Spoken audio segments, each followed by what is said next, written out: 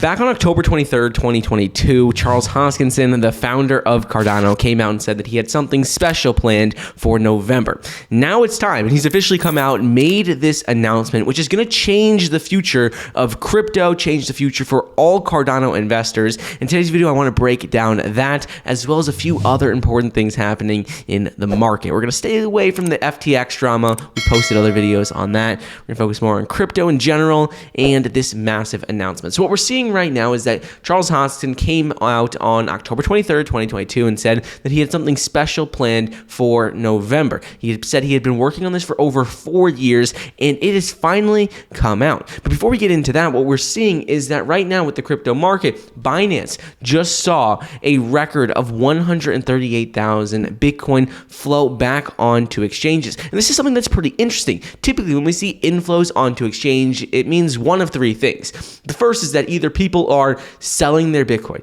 It's likely that people are selling as a result of fear going on in the markets, but that's not the case because we have already seen the selling take place. And for us to see record inflows after all that FTX drama, we would have seen prices drop even further, but that has not happened. Prices have not reached a new low since the day when all the FTX drama came out. So it's not that. The second thing that normally happens is that you see investors looking to trade in the derivative market, which is higher volatility, more so using leverage. And this is what I think it is because historically what we have seen is that what we're seeing these massive inflows into Binance, the only other time we saw this was during the 2018 bear market capitulation, which is at the bottom of the market right before we started to see a rally. I want to quickly interrupt today's video to bring you a word from our long-term channel partner, Rola. Rola, as most of you probably already know, is the first Web 3.0 community that offers predict-to-earn, market insights, and NFTs all from one place.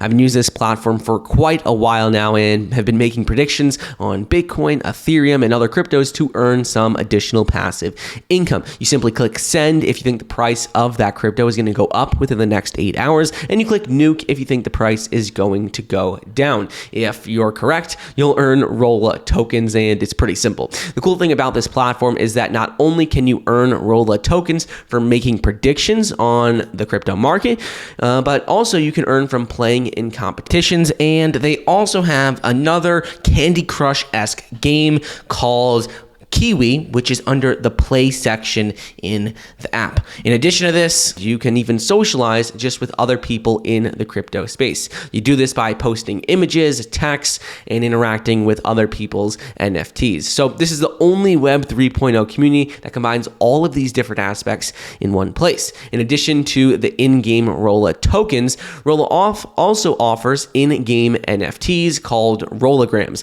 Rolograms are essentially user exclusive and are generated based on each user's individual monthly activities like posts, comments, reactions, and voting history. So this means every single NFT, every single Rologram is completely unique to the user that receives them. This platform is definitely worth checking out in my opinions because it offers a fun community for everyone in the crypto space. It offers a way to make passive income, and it includes predict to earn, NFTs, and community, all from that one place. So use the link in the description and check out Rola today. So we're seeing similar numbers in terms of inflows back as what we saw then, and this is why I believe we are seeing people getting back, putting their Bitcoin onto exchanges to then use it to use a little bit of leverage, take a little bit more risk, put some more risk into their portfolio so they can benefit from more upside when all of this is past, when we start seeing crypto rally back again. And the third thing that normally happens is going to be to use services in the exchange, which is normally investors are sending their coins to exchanges for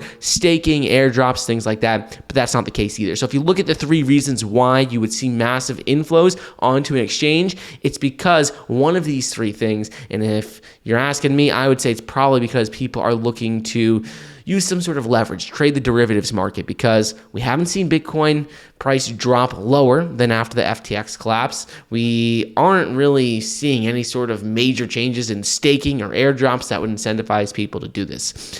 Now let's talk what's been going on with one more major thing with major countries. What we've seen is that El Salvador's president, He came out and says that they're going to be buying one Bitcoin every single day from now on. And I posted this on Twitter the other day, so if you don't already, make sure to follow me there. But he says that starting on November 17th, they have plans of buying one Bitcoin every single day, and they're adding this to their wallet, which currently holds over 2,300 Bitcoin.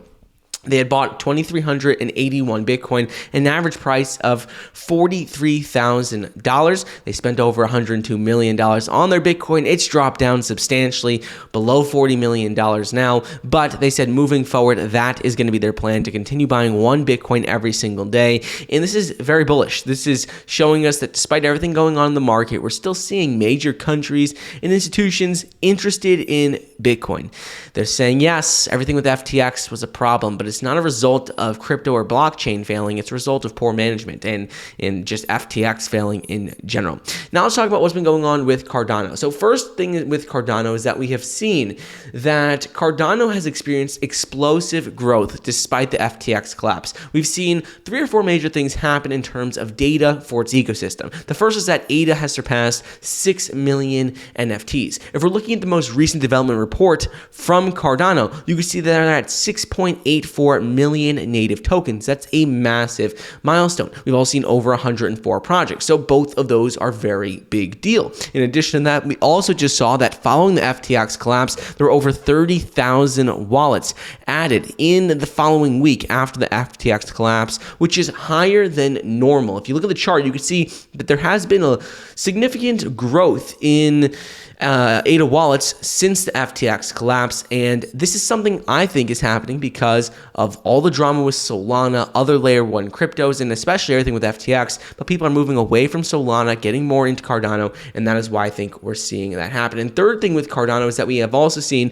that Cardano's largest NFT marketplace, the JPEG store, just surpassed 50,000 followers on Twitter, so it's nice to see that the Cardano community is getting more engagement, not just for its ecosystem, but like NFT marketplaces, projects in general, new announcements, and this is all during a time when there's massive fear in the market. Now onto the major 2 big announcements that have happened. Charles Hoskinson came out and made one of these earlier in the day, and what it was is that he came out and said that he has officially unveiled a new data protection-based blockchain on Cardano called Midnight. And I posted everything about this, going into a little bit deeper detail as to what Midnight is. But for those of you who didn't see this already, Midnight will be a data protection blockchain-based blockchain that safeguards sensitive commercial and personal data, protecting fundamental freedoms of association, commerce, and expression for developers, companies, and individuals.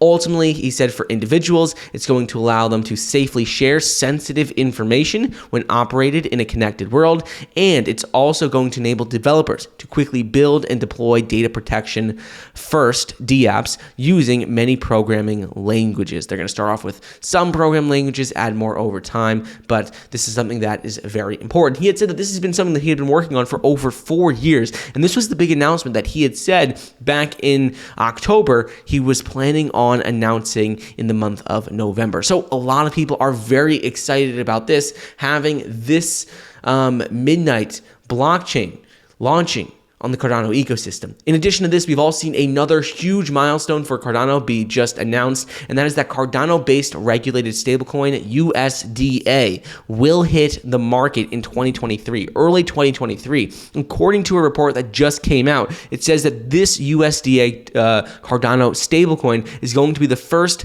fully fiat-backed regulatory compliant stablecoin on the Cardano ecosystem. And we have seen all the major issues with regulations in Cardano as of recently. So seeing that, not with just regulations in Cardano, but the entire crypto ecosystem, everyone's concerned about regulations. So seeing that we're going to have the first ever fully backed regulatory compliant stablecoin on the Cardano ecosystem, that is what investors want. That is what people want to see. You want to see things that are a bit safer right now, following regulations a bit more, so people aren't worried about losing their funds, because we've seen too much of that in 2022.